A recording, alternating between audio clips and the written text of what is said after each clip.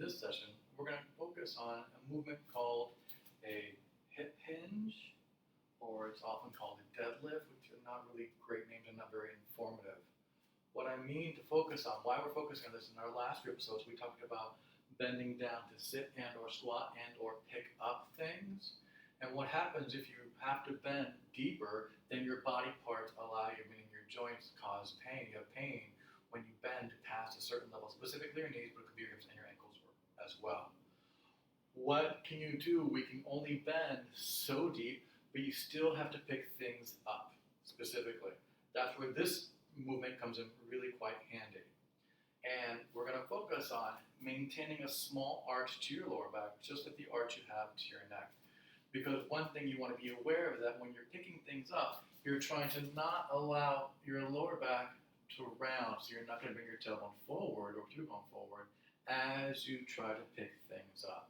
You want to have that small arch to your lower back, just like the small arch to your neck, when you pick things up and or put them down. That is the strongest place for you to operate from, because your back is not having the soft tissues in your back don't have to change shape to lift things up. That's where a lot of stress and pain comes specifically from rounding your lower back to reach and arching your lower back to lift. You want to lift, as they say, with your legs and not with your back when it comes to heavier things. All right. So one way to practice this would be you just have a wall leaning forward on an incline. Now you feel free to let your knees bend a bit, that's groovy. You're going to reach your tailbone back and maintain that gentle arch to your lower back. Allow your focus to look down towards the floor. And then return. Just practice sending your hips back in space without your lower back rounding. And that can be quite challenging to do, specifically if you're not used to thinking about your lower back. But we have these things called phones, and on most phones there's an app called FaceTime or any kind of Zoom-like function. You can just make yourself be a private call to yourself, just put it on FaceTime, see yourself in the camera lens, and that'll help you understand a little bit more about your back moving one way or another. I have a bunch of other videos on my channel, mostly called Quiet Strength, where a big focus is how to gain awareness and strength about your lower back position. And those are really great things to focus on. Again, because in life you want to have that gentle little arch to your lower back. Everyone's shape is different, but everyone has some version of it to their lives. And most people tend to round their lower back and lose and sacrifice the arch to pick things up. Right? So we're just practicing what's called a hip hinge there. Right? So hopefully that was helpful. Your hands can be lower on the wall or a cabinet, but if the hands go lower, you may not go as far back with the hips, right? Because that requires a lot more of length through the back of your body, the back of your legs. Hands higher is more supportive, more achievable for a larger range of people. Now, how do you transfer that to your life? That's a really good question. We can use, like we did earlier, our strap that does not stretch. You just put it through a door anchor, right? And the strap does not stretch. I'm going to allow my hips to go back. My knees can bend a bit, but that's not the focus. Setting my hips back, allowing my body to tilt forward, and then return. Now I can use the strap as little or as much as I like here. As I lean my body forward, reaching that tailbone back. Right, you can see it's quite a different motion from the bending that we were doing in our last two videos. But I'm still focusing, keeping my spine very still. This is more about your pelvis and femur moving than your knees, ankles, and hips. Right? Greater range of motion at your hip, less range of motion at your ankle and knee. Easy. And again, you can feel free to use less strap. You can also try it with one arm. That's going to feel quite different, keeping your body nice and square to the floor as much as you can. You got it. Again, you can switch to the other side and return. And again, allow your knees to bend as much as they need to maintain that sensation of small arch to your lower back. Easy. Especially when you start to go more forward with your chest, the lower back is going to want to round for most people. It's quite challenging. You could feel the length and strength required to the back of your hip and back of your thigh here to produce this motion. That's what we're focusing on. That's a good thing to have. Easy, breathe, and then return and rest. So once you have competency using a strap, maybe one that does stretch, maybe one that doesn't stretch, or a wall, you can try it by yourself. I recommend you take your hands on your hips, right around where your thigh bone meets your pelvis. Allow your knees to bend, hinge back. You want to feel the space between your thigh bone and hip decrease quite a bit. And then return. Allow your knees to bend, but it's not about bending it's not about the hips going down. It's about the hips going back, the body going forward. The knees can bend to allow that to happen. And then return. Hands on your pelvis just gives you a sense of the pelvis needs to move a lot here. The front of the pelvis goes parallel to the floor. The back of the pelvis tries to go parallel to the sky. And then return nice and tall. Again, hinging. Try not to let your upper back round forward either, so you really have to use your shoulder blades drawing back together a little bit to resist gravity, because gravity is pulling you forward here. And then return, easy. Again, knees can bend, take your focus with you. You're looking down quite a bit. You got it. And then return. You can tie with arms along by your side. The arms can dangle down. That makes a lot more weight to your torso to have to lift here. Easy. And then return up nice and tall. Take your time. Allow your knees to bend. Hips go back. Reach your tailbone back behind you like a ski jump back there. Easy. Again, knees can bend as far as you have comfort. No pain or strain to your knee joints ever. Easy. Hinging. Reach. Breathe deeply. Notice that my head and neck are not changing positions relative to my body either. So I'm not looking forward as I'm reaching my hips back, my chest toward the floor. I keep my neck in the same position, just like my lower back. So where you look really helps your neck, and conversely, your lower back maintain their positions relative to each other. One more time. Really great job. Arms can reach forward. Easy breathe. You got it. And then return, rest. Now, you know that once you have those things down, I'm going to encourage you to add some weight, right? Don't matter, does not matter, don't matter. Does not matter what the weight is. Start with something light. You grab onto one thing between two hands, or each hand having a separate weight. Both are valid, right? But in life, you want to be able to pick things up more than just your torso and body weight. And that's why lifting weights is a really great option, just functionally speaking, for your life. So here we go. Grab the weight du jour. Try to have two hands being evenly weighted here. And again, you'll find it's much different with a weight. It's a far different feeling, much more intense, of course, and stand tall, but no pain or strain. Easy. Hips go back, lean forward, knees can bend. Easy. And then return. Again, make sure the shoulder blades don't come forward markedly as you hip hinge, as you think of lifting. That's why it's called a deadlift, because you're focused on lifting. I'm not sure what the dead part means. It's not very pleasant. Easy. I think more people would like it if it wasn't called such a horrible name. I think maybe because the lift traditionally in weightlifting starts on the ground.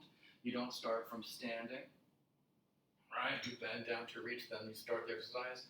But we're starting from standing with the weight. That's just more applicable to many more people. Easy, hip hinge.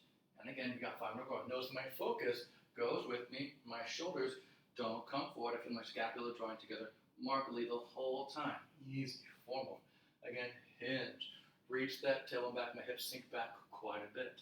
And then return. 3 more. Take your time. Hip hinge. Knees do bend as far as you have comfort and control. There's nothing wrong with bending your knees more per se. It may look like a squat to you, but it is about the hips going back, not the hips going down. Hips going back here is the focus. One more to go. Again, easy. Bend gently, hip hinging, and then bring it up nice and tall. Now, you can, because we often pick up things with one hand, which we talked about in our other videos, right? So you can put the weight to one hand, or you can have unevenly weighted hands. That's viable as well. Just make sure you flip the weight to the other side to be symmetrical with your practice. And same thing here. Bend. Hips go back, little arch to your lower back. and stand tall. Take your time. Easy, bending, reaching your tailbone back. Take your focus with you. Up tall, 9. Again, hips reach back. It's not about going down like we did the squat. It's about going back. 8, they can go down because the knees are bending. But it's about them going and reaching back. Think of reaching back like a duck's tail back. You keep lifting it up. 7, take your time. Breathing. Easy. Focus. Lengthen. 6, breaks are great. You can always hit pause. Easy. Lean. Hinge the body. Breathe. 5, just 4 more to go. You can make it happen. Easy. Knees can bend. Reach that tailbone. Take your focus with you. You have 3 more to go. Only 3 more. So 7, we could do it all day long. Breathe deeply. 3, very good job. You can see that maybe this will help you reach a little bit lower than you could by just bending your knees alone. 2, keeping your back nice and strong. Easy, breathe. If your knees only bend so far, you still want to be able to pick things up in life, right? And this is a great way to focus on a place of strength that will be good for you long term, unlike rounding your spine to pick things up that could be a deleterious habit over time. You won't feel repercussions immediately, but it will be over time. Here we go. Other hand has the weight. Hips reach back. Gentle arch to your lower back. And then nice and tall, looking directly forward. Your outline is going to change as you lean forward, reaching your tailbone back towards the sky behind you. Up tall, 9. Try not to let your body twist as you lean. Easy. And push 8. Great job. Easy. Hips reach back. Tailbone up, up, up, up, up, up, up. 7. You might feel your lower back here working strongly. That is okay, as long as it's not painful. If it's too much, take a break. If the weight's too much for you, maybe you're just starting out and you're not ready for your weight. No big deal there. Breathe. 5. Only 4 more to go. Make things appropriate to you where you are in your life. 4. Not your perceived self, but your actual self. And you can work towards more over time. Easy. Don't worry about what your neighbor is doing. Maybe they've been practicing this all their life and then you are comparing yourself to them. Don't worry about them. Easy. We have 2 more to go. You're doing really well. Easy. Hinge those hips back. Reach your tailbone back. 2. One more time. Take your time. Knees can bend. Hip bones reach back. Tailbone to the sky. Up tall. Really great job. Now, how do you put the weight down here? Right? Now, if you've gone as far as you can and you cannot bend your knee or lean your hips back anymore without your spine rounding, I recommend you find a higher surface to put the weight down on. If that's not possible for you, I recommend you take your legs wide apart. If you can, 2 hands on it. Bend your knees deeply, the hips going low, and then the hips come up. There, your back can round. We talked about this in our other episode, but that's gentler on your knees, having your legs wide apart generally. Your back will round at the very end, but the hips need to go down. And that's how you can focus on that. And that's one way. Let's say you have your bag du jour. Look at all the props I have. That's fine. That's fun. Right? That if you cannot bend, like this. If your knees won't allow that much bend, by hinging and then lifting, you'll be able to pick up things effectively for more of a long trajectory in your life. Remember, we talked about we often pick up things with one hand and the other. That's why it's great practice to practice with one weight in one hand, or an uneven distribution of weight to your hands. Right? Another way to practice, there's so many ways. Another way to practice is one leg forward, one leg back. You can decide to have more weight to your front leg, or your legs can be evenly weighted. You can do the same hip hinge here. Again, knees will bend a little bit, that's fine. You don't have to bend your knees, but I do encourage some bending. Keeping them straight is not ideal for long-term health. Just because you don't have as much joint segmental control, it's harder to move things. If your knees are locked or just straight, it's harder to move everything else. If all the joints of your body have movement to them, it's a place of strength. Easy. You can switch your legs there.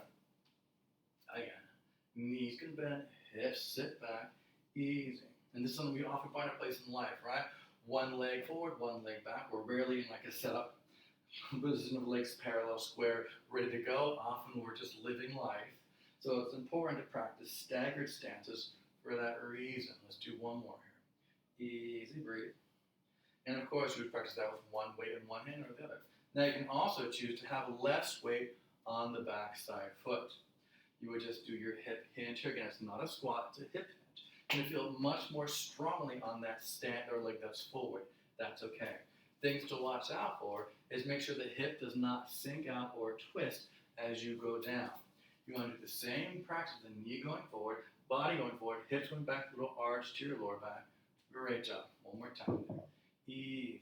Sink it back. And then return. Then you can switch legs. You got it. Again, bend.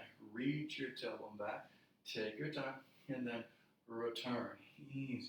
Two more there. Reach your tailbone back. And return. One more time. Easy. Reach your tailbone back. And then push the floor down to stand tall. And rest. Excellent work. So that's one way to problem solve if your knees, ankles, or hips will only bend so far and you still have to pick things up in your life. You can practice this hip hinge as a way to reach down to the floor safely.